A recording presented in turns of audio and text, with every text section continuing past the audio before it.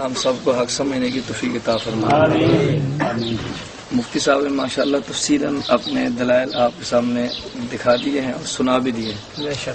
ایک حوالہ میں آپ کے سامنے رکھنے لگا ہوں، ایک بات آپ کو سمجھانے کے لیے، جیسے مفتی صاحب فرما رہے تھے دنیا میں یہ شیعہ اتنا گندا مذہب ہے، اللہ تعالیٰ حفاظت فرمائے۔ ہم سب زنا کو حرام کہتے ہیں، شیعہ زنا کا نام زنا نہیں رکھتا بلکہ متعہ رکھتا ہے۔ یہ زنا کے بھی حلال ہونے کا قائل ہے، نام اس کا متعہ رکھتا ہے۔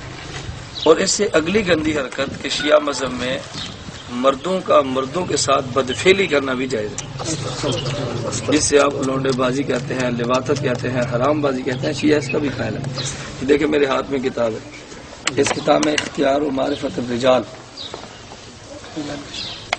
مشہور اس کا نام ہے رجال کشی۔ رجال کشی یہ دیکھ رہے ہیں؟ جی دیکھ رہے ہیں۔ رجال کشی اس کی ہے جلد نمبر 6 اور صفحہ نمبر 521۔ جلد نمبر 6 صفحہ نمبر 521، یہ آپ یاد رکھ لیں۔ رجال کشی جلد نمبر 6 صفحہ نمبر 521۔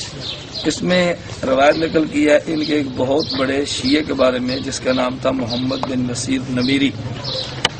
یہ اتنا بڑا حرامی قسم کا انسان تھا، کہتے ہیں وذکر انہ رأى بعض الناس محمد بن نصیر عیانہ، اس کو بالکل کھلا دیکھا، چھپ کر نہیں، اعلانیہ۔ اس نے ایک اپنے پاس مستقل لڑکا رکھا ہوا تھا بدفعلی کروانے کے لیے، وغلام اللہ علی ظہرہ، لونڈا تھا، اس لونڈے سے بدفعلی کرا رہا تھا۔ وانہ آتبہ علی ذلک، کسی نے کہا گندے انسان تو کیسا گندا آدمی ہے، اتنی گندی حرکتیں کرتا ہے۔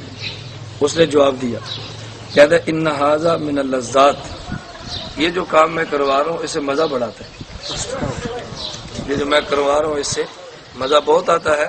وہو من التواضع للہ، اور جو آدمی اس سے کروائے تو اللہ کی رضا کے واسطے اس سے عاجزی پیدا ہو جاتی ہے۔ مذہب ہوا نا، یہ مذہب ہے۔ وترک تجبر، اس سے انسان کی اکڑ ختم ہو جاتی ہے۔ ترک تجبر کا معنی کہ اس کی آدمی کی اکڑ ختم ہو جاتی ہے۔ اب ہم کہتے ہیں اصل طریقہ یہ ہے کہ ان کی اکڑ ختم کرنے کے لیے آدمی وہی طریقہ اختیار کرے جس کو ان نے خود اختیار کیا۔ کتنی گندی حرکت ہے، کہتا ہے اس سے اللہ کے لیے عرضی پیدا ہوتی ہے اور آدمی کی اکڑ خانی ختم ہو جاتی ہے۔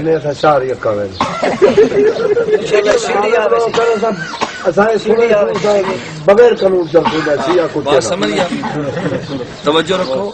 مطلب یہ کہ میں نے حوالہ آپ کے سامنے مذاق بازی کے لیے نہیں کیا، یہ مخول نہیں ہے، ہنسی مذاق نہیں ہے۔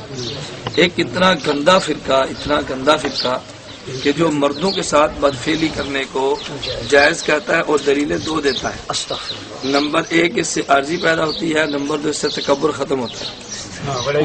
اللہ حفاظت فرمائے، اللہ حفاظت فرمائے، اللہ ہم سب کی حفاظت فرمائے، دعا فرمائیے۔ ہیں سنی بلاتے شیعہ کو ہے۔ اب دیکھو بات سمجھو،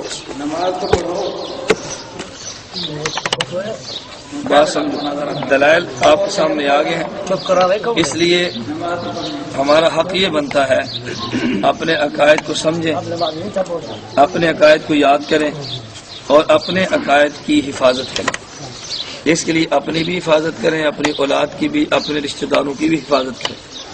اور حفاظت کے 2 طریقے ہیں، یہی آپ نے اختیار کرنے ہیں۔ نمبر 1 اپنے علماء سے تعلق رکھیں، اور نمبر 2 ان بدبختوں سے علیحدگی کا اظہار کریں۔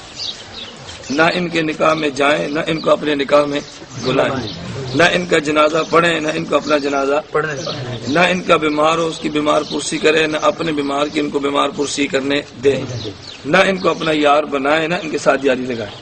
بس ان سے علیحدگی اختیار کرو، دنیا میں بھی علیحدگی اختیار کرو، اللہ پاک نے آخرت میں تو علیحدہ ویسے ہی کر دینا۔ ایسا نہ ہو کہ دنیا میں ان کا ساتھ دے تو قیامت کو اللہ ان کے ساتھ کھڑا کر دے۔ یہ اللہ کے دشمن، اللہ کے نبی کے دشمن، نبی کے صحابہ کے دشمن، قرآن کے دشمن اور ان کے ماننے والوں کے دشمن۔ تو دشمنوں کے صف میں اچھا لگتا ہے، دوست دشمن کی صفوں میں اچھا نہیں لگتا۔ دوستوں اور دشمنوں کو پہچانو، اور اللہ ہم سب کو اللہ کے ولیوں کے ساتھ، اللہ کے دوستوں کے ساتھ محبت رکھنے کی توفیق عطا فرمائے، اور اللہ کے دشمنوں سے ہمیں بیزار رہنے کی اللہ توفیق عطا فرمائے۔ اللہ ہم سب کا خاتمہ بالایمان فرما دے۔ الحمدللہ رب العالمین۔